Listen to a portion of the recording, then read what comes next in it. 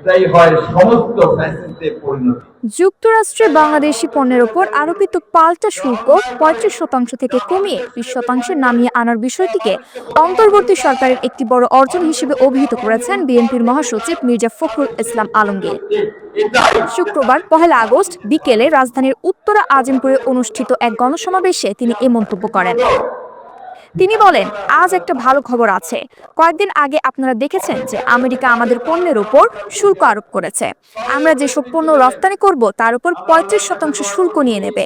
অর্থাৎ আমাদের যে জিনিসটার দাম ১০০ টাকা ওটার সঙ্গে আরো ৩৫ টাকা যোগ হবে। তার মানে ১০০ টাকার জিনিস ১৩৫ টাকা দাম হবে।